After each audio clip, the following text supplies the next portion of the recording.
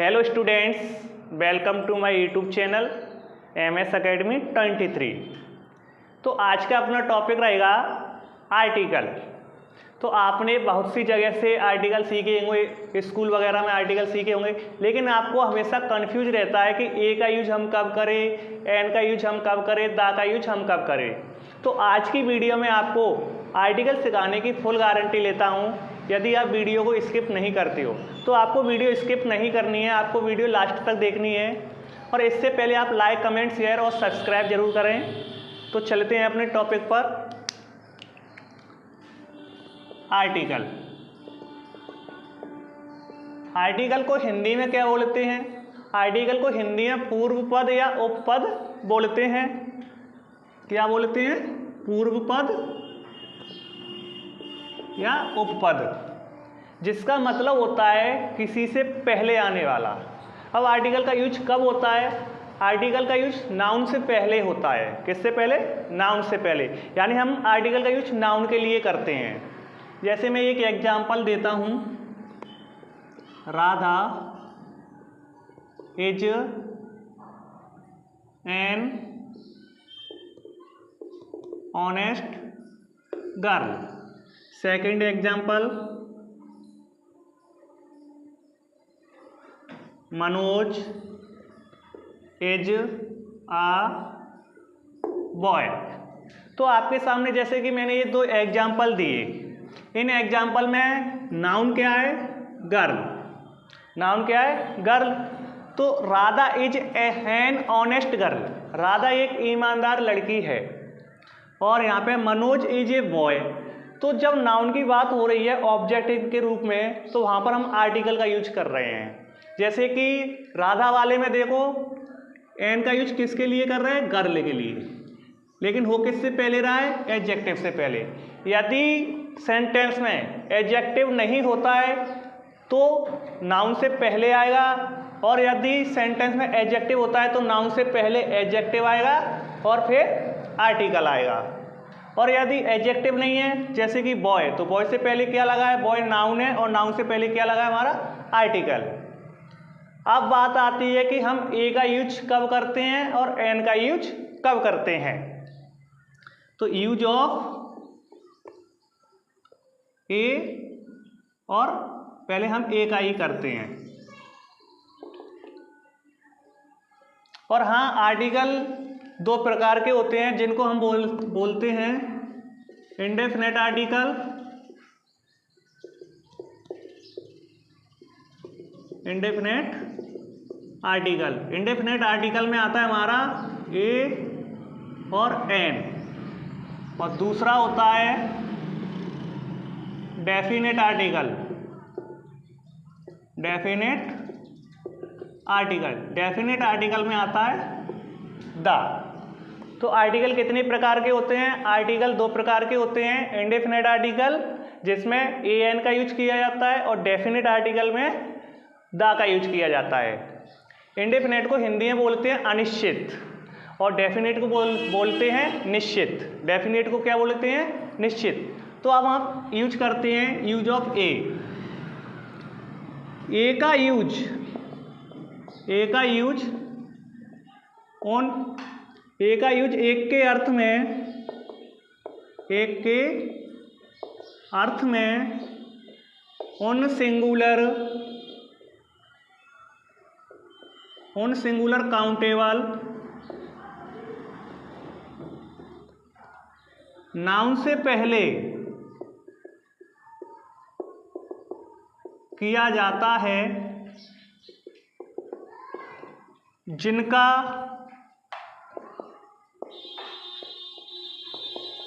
जिनका प्रोनाउंसिएशन यानी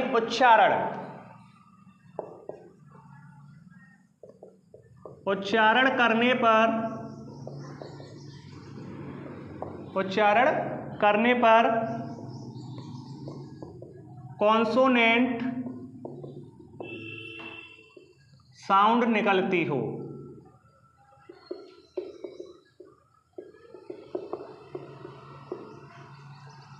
तो देखो दोस्तों, ए का यूज एक के अर्थ में करते हैं, जो ए और एन है उसका यूज हम एक के अर्थ में करते हैं। दोनों का मतलब होता है एक, किसी भी चीज़ की वस्तु की बात हो रही है तो एक के अर्थ में होती है। दोनों का मतलब ए और एन का मतलब क्या होता है? एक। लेकिन हमारी बात हो रही है यहाँ पर सिर्फ ए की। किसकी बात हो रही है? ए की। तो ए का यूज एक के अर्थ में, किसके अर्थ में? एक के अर्थ में उन सिंगुलर काउंटेबल नाउन्स, यानी जो नाउन है वो सिंगुलर काउंटेबल होनी चाहिए, यानी अनकाउंटेबल नहीं होनी चाहिए, सिंगुलर होनी चाहिए और काउंटेबल होनी चाहिए, यानी जिनको हम गिन सकते हैं, से पहले किया जाता है। यानी ए का यूज एक के अर्थ में उन सिंगुलर काउंटेबल नाउन से पहले किया जाता है जिनका प्रोनाउंसिएशन का मतलब होता है उच्चारण। उच्चारण मानो तो जिसको तुम बोलते हो बीच की मीनिंग, उच्चारण करने पर कॉन्सोनेंट साउंड निकलती हो। जैसे कि ये लिखा है बुक, तो अब बुक लिखा है BOO के बुक लिखा है, हमको इंग्लिश में नहीं देखना है, इसका उच्चारण कर कर देखना है। उच्चारण करके कैसे? जैसे कि बुक को हम हिंदी में ऐसे ही लिखेंगे तो क्या आ रहा है? वाह बकरी का। तो हमें हिंदी में देखना है, तो कॉन्सोनेंट साउंड निकल रही है बुक, यानी वाह बकरी का, तो हम इससे पहले लगाएंगे ए। इसी प्रकार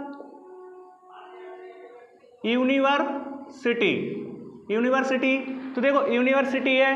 अब आपको यहाँ पर कॉन्सोनेंट साउंड निकलनी चाहिए, इंग्लिश में नहीं देखना है। इंग्लिश में चाहे वह कॉन्सोनेंट हो या वॉवल्स हो, हमको सिर्फ हिंदी में देखना है इसका, यानी उच्चारण, यानी प्रोनाउंसिएशन करने पर।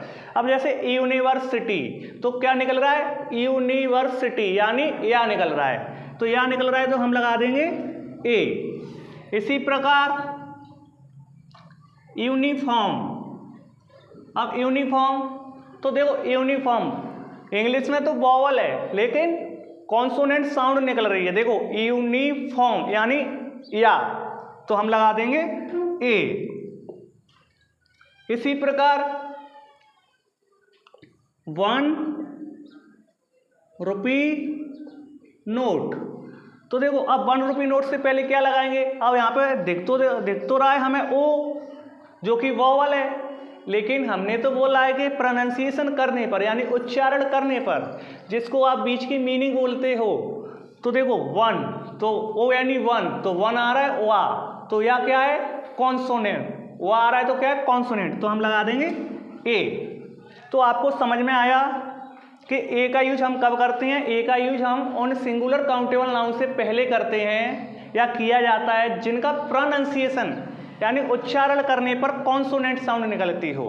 आपको यानी हिंदी में देखना है का से लेके ज्ञानी तक, ये हिंदियाँ व्यंजन होते हैं जिन्हें कॉन्सोनेंट साउंड कहते हैं। तो हमें इंग्लिश में चाहे कोई भी लेटर लिखा हो आगे, नाउन होनी चाहिए, और कोई भी लेटर हो तो हमें ये देखना है कि वह कॉन्सोनेंट निकल रही है या वॉवल। तो कॉन्सोनेंट निकल रही है तो हम ए लगा देंगे। अब बात आती है एन का यूज ऑफ एन। तो एन का यूज कब किया जाता है? एन का यूज बिल्कुल वही है ए की तरह। एन का यूज भी उन सिंगुलर काउंटेबल नाउन से पहले किया जाता है जिनका प्रोनाउंसिएशन करने पर वॉवल साउंड निकलती हो। इसमें सिर्फ क्या होता है? वॉवल साउंड निकलती हो। पूरा वही डेफिनेशन है इसकी जो ऊपर लिखी हुई है। आपको ए की जगह एन लिख देना है, बस कॉन्सोनेंट साउंड की जगह आपको क्या लिख देना है? Vowel sound. वॉवल साउंड निकलती हो। तो देखो इसकी डेफिनेशन हम कैसे बनाएंगे एन की? एन का यूज एक के अर्थ में उन सिंगुलर काउंटेबल नाउन से पहले किया जाता है जिनका प्रोनाउंसिएशन करने पर वॉवल साउंड निकलती हो। अब वॉवल साउंड कैसे? जैसे कि ये लिखा है एग। एग माने क्या होता है? अंडा। अब एग से पहले हम क्या लगाएंगे? तो देखो एग में क्या निकल रहा है? एग, यानी बड़ी एनक निकल रहा है एग, तो हम लगाएंगे एन, क्योंकि एक अंडा।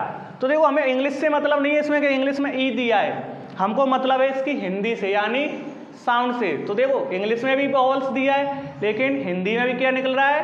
एनक वाला एग निकल रहा है, ठीक है, ए निकल रही है तो एन लगाया। इसी प्रकार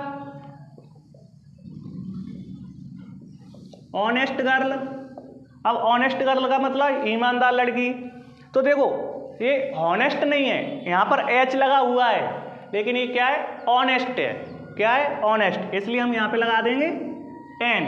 तो आपको यहाँ पे ये नहीं समझना कि ये हॉनेस्ट है, यहाँ पर एच साइलेंट है। एच साइलेंट है इसलिए इसको पढ़ा जाता है ऑनेस्ट।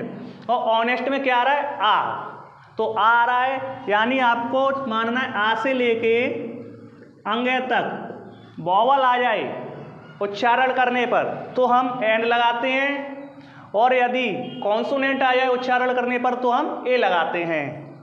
तो ऑनेस्ट गर्ल। इसी प्रकार बहुत सारे एग्जाम्पल हैं, बहुत सारी मीनिंग है, जिनमें सिर्फ आपको क्या देखना है, आपको देखना है कि यहाँ पर साउंड कौन सी निकल रही है, यानी उच्चारण करने पर शब्द क्या आ रहा है हिंदी में। तो मुझे आशा है कि आपको आर्टिकल समझ में आए होंगे, ए और एन का यूज। तो दा का यूज हम नेक्स्ट पार्ट में करेंगे, जब तक के लिए आप वेट कीजिए। जय हिंद फ्रेंड्स।